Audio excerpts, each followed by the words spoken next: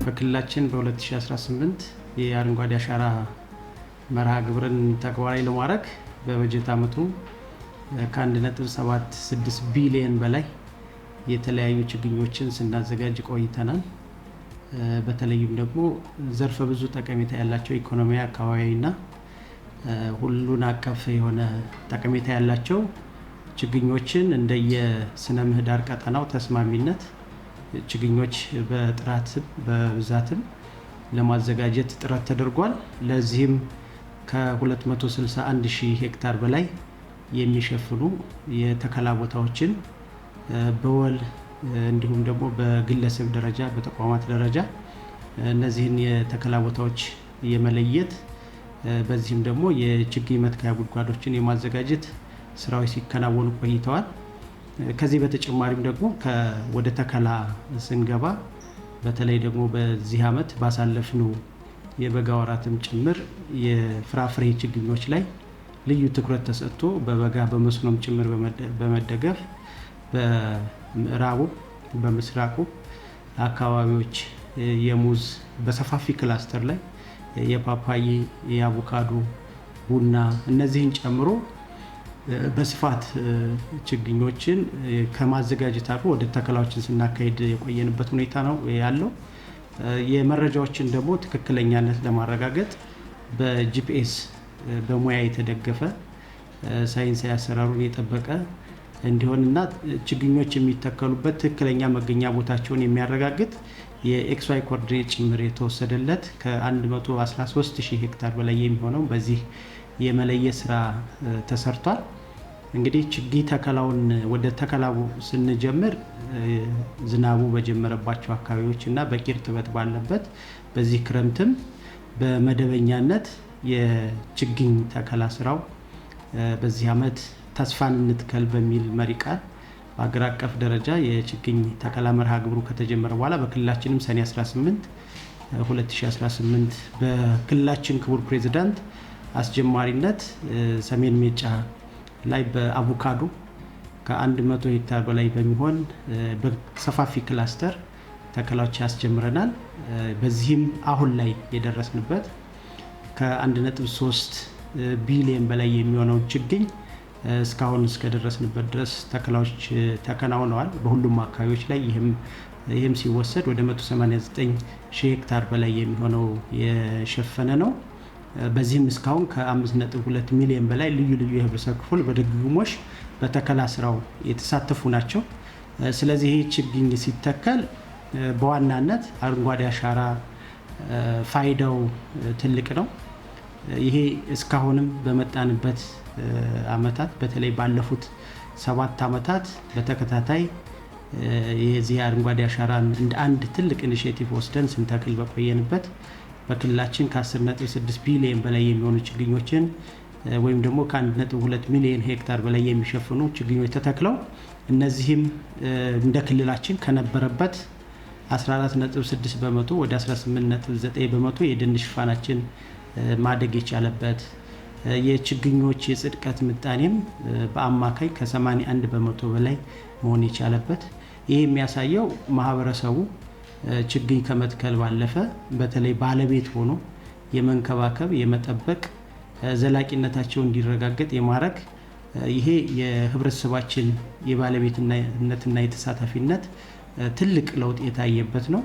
በዚህም ባለፉት አመታት ውጤቱ ምን ውጤት አስገኘልን ካል ምርትና ምርታማነትን በማሳደግ ደረጃ ትልቅ ውጤት ያስገኘ ነው። የመስኖ አቅም እንዲስፋፋ የውሃ አቅሞች እንዲጎለብቱ ትልቅ ጠቀሜታን የሰጠ ነው። የአካባቢ መራቆትን መልሰው እንዲያገግሙ ለማድረግ አካባቢ ጥበቃም ለአፈርና ውሃ ጥበቃ ስራዎቻችንም አዎንታዊ ሚናን የተወጣ ነው። ለወጣቶች የስራ እድል ፈጠራ በተለይ በዚህ ዘርፍ በእንስሳት በንብ ማነብም በማድለብም በፍራፍሬ እዚህ ላይ በአካባቢያችን ያሉ ወጣቶች የስራ አማራጭ እንዲሆን ገቢያቸው እንዲሻሻል ትልቅ ውጤትን ያስገኘ ነው።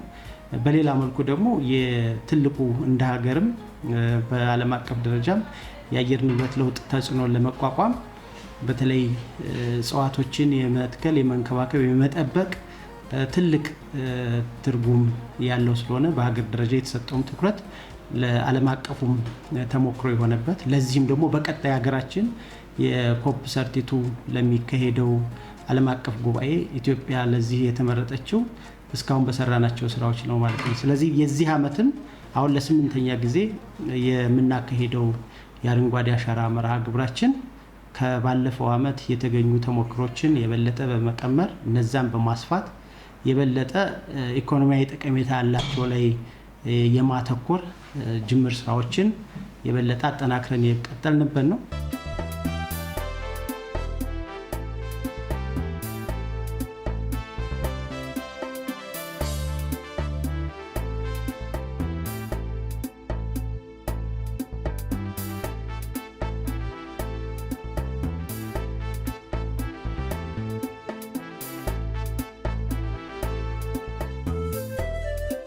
ሐምሌ 27 2018 ሰኞ የአንድ ጀንበር የአረንጓዴ አሻራ መርሃ ግብር ይከናወናል። በሀገር ደረጃ ከ800 ሚሊዮን በላይ በአንድ ጀንበር ይተከላሉ።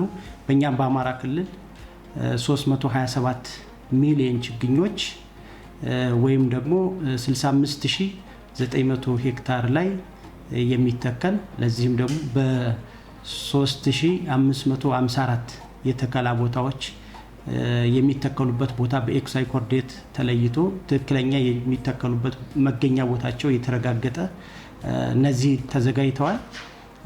ይህንን ደግሞ መረጃዎች ከታች ከቀበሌ ጀምሮ እስከ ክልል ድረስ ይህን የሚያስተባብሩ የሚከታተሉ ከ4128 በላይ የሚሆኑ የሙያተኛ ቡድን ተደራጅቷል። በተለይ በቀበሌ ደረጃ ያሉት በቀጥታ መረጃውም በእለቱ ከኢትዮ ቴሌኮም ጋር በመተባበር በኤስኤምኤስ 699 ኮድ መረጃዎች የሚላላኩበት ሁኔታዎች ነው የሚፈጠረው። ይሄ እንግዲህ ለ8ኛ ጊዜ የምናካሄደው የአንድ ጀንበር የአረንጓዴ አሻራ የመርሃ ግብራችን ከባለፈው ዓመት የዚህ ዓመት የተለየ ትኩረት ሰጥተን ከእስካሁኖቹም ልምድ ወስደን የምናካሄደው ስለሆነ ሰኞ የፊታችን ሰኞ ከ12 ሰዓት ጀምሮ በሁሉም የክልላችን አካባቢዎች በእነዚህ 3554 የተከላ ቦታዎች ላይ ሁሉም ማህበረሰብ በነቂስ ወጥቶ እንዲሳተፍ በቂ ዝግጅት ተደርጓል።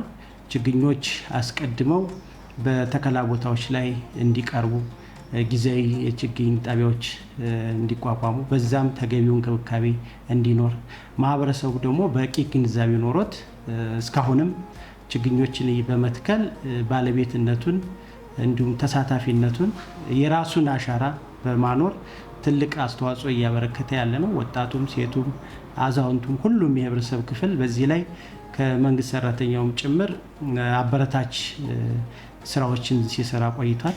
ስለዚህ የፊታችን ሰኞ በክልላችን እንደ ሀገርም ለ8ኛ ጊዜ የተያዘውን የአንድ ጀንበር የተከላ ፕሮግራም በነቂስ ወጥተን እንድናሳካ በግብርና ቢሮ ስም አሁንም ጥሪ ማስተላለፍ ፈልጋለሁ።